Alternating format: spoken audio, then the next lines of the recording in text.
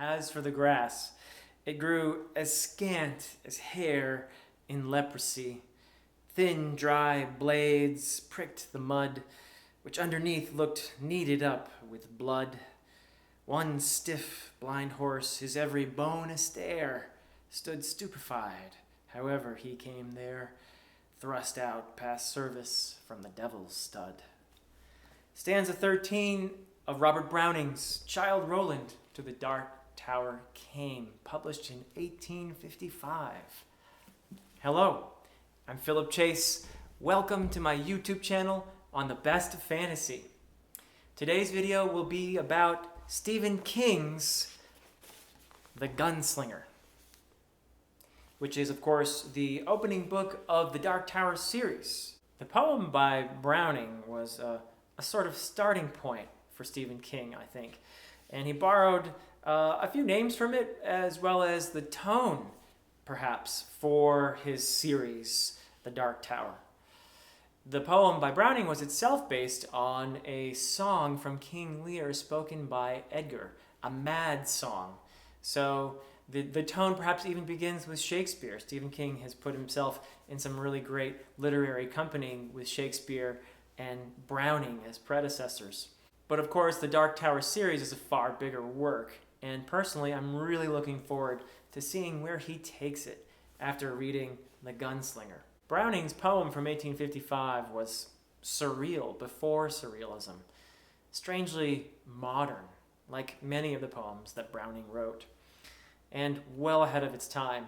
It's nightmarish and presents a very modern view of the quest, with a horror element, as well as a protagonist who's weary and disillusioned, wandering through a desolate world. There is no apparent meaning to the quest, but some necessity compels it, though the journey is arduous and tortuous. Childe Roland is the last of his kind, and he spends some time recollecting his fallen comrades, such as Cuthbert, as he's compelled to trudge on to the Dark Tower. Fans of Stephen King's series will recognize not just the names, but if they read this poem by Browning, the tone and the vibe of it. Speaking of fans of the Dark Tower series, I'd like to thank my viewers and subscribers who recommended to me that I should read the Dark Tower series, beginning with The Gunslinger.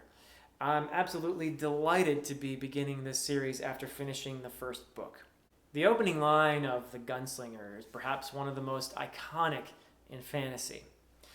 The man in black fled across the desert, and the gunslinger followed. I'm reminded of another book with a famous opening line, Moby Dick by Herman Melville. It's a book that features another character who is obsessed and driven, Ahab, who is relentless in his quest of pursuit after the white whale. Now, Roland, the gunslinger, is a more likable character than Ahab, but his obsession with the Dark Tower and the Man in Black is what drives the plot of The Gunslinger. In the very beginning, we get the who of the book. There's the gunslinger and the Man in Black, and their identities are unfolded to us in a slow reveal with lots of flashbacks and some pretty crazy episodes. The relationship between the gunslinger and the Man in Black is somewhat enigmatic, and they are not just enemies, but they are somehow tied to one another. And it's something that unfolds as the story continues, but I get the feeling that there's just some kind of bond between these two that is perhaps going to be a key element of other books going forward. We'll see. Another relationship that I really enjoyed in the book was that between the gunslinger and the boy Jake. Very touching, and it also increases the stakes in the book.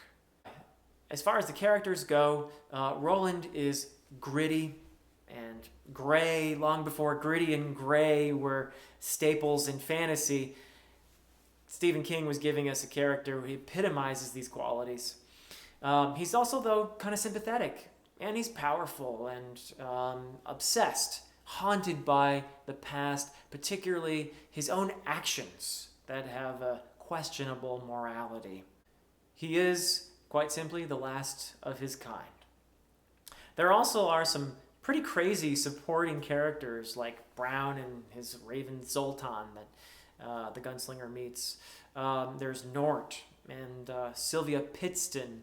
These are some very vivid and bizarre characters that we meet along the way and really keep the interest going. The setting is a really strange combination of the Wild West and fantasy, complete with magic, with a bit of science fiction and horror thrown in.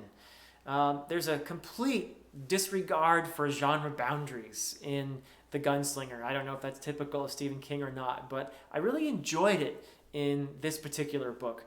And he gives us, as well as the disregard for these boundaries, which put us in a kind of a strange place to begin with, what we see here in the book is a kind of a parallel world to ours, which is in crisis. It is quite simply the end of civilization. The world, as it says many times in the book, has moved on. Time itself seems to be crumbling, and there's a slippage between the worlds. And the world that we're in for the book is bleak and harsh. It's weird and quirky. It's apocalyptic in a random kind of Mad Max way. The plot is, in a sense, kind of anti-fantasy. There's a lack of clarity. And like in the Browning poem, part of the quest is figuring out what the quest is. There is, of course, the Dark Tower at the center of it all. And there are indications that the Dark Tower involves some connection between all of the parallel worlds. The idea that things are connected and cyclical. I'm reminded of another poem, one by Blake, to see the world in a grain of sand, or a blade of grass, as it might be. There are some great themes in this book as well. There's loneliness and the relationship of the individual to the society. There's vengeance and a sort of coming of age. There is the parent-child relationship with perhaps a bit of Oedipal complex thrown in here. And of course, the quest. There is, for fantasy fans also, some magic, although I would say it's definitely on the soft side. It is mysterious and introduced at random moments with very little to no explanation for how it works, which is perhaps fitting with the random nature of the rest of the narrative. As far as the prose goes, there's some really actually beautiful moments. One of the things I was really delighted with was to discover how great a writer Stephen King actually is. I also love the language that he inserts in here, the high speech, which is ancient. It's from before the collapse of everything. And this is a great fantasy trope that's handled in a very different way in the Dark Tower series. The idea that an ancient language would preserve little fragments, little memories of the past, and give us a window into just how fallen the present is. So in concluding, I'd like to again thank the viewers and subscribers who urged me to read this book, this series. I'm absolutely delighted to be starting it. I think it's going to get even better. In fact, it's a funny thing. A lot of the Stephen King fans out there were warning me that the Gunslinger starts really slow. It was very nice advice, urging me to kind of keep going, get through that first book or two when the series really gets rolling. I actually didn't find it slow. I loved it. I love the tone of it, so that's probably a very good sign that I'm really going to love the rest of the series.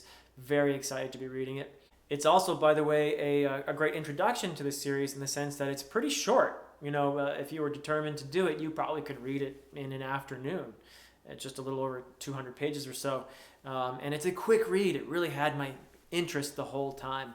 I loved the characters, and the plot was, while it was completely random, it definitely kept my interest. So I have a feeling that I'm going to be really enjoying the rest of this series. Next week, I'm going to be returning to a writer who is more familiar to me, and that is Mark Lawrence. I've begun the Red Queen's War trilogy, which I'm really loving so far as well. So I'll be telling you about that. I hope that you will join me for that.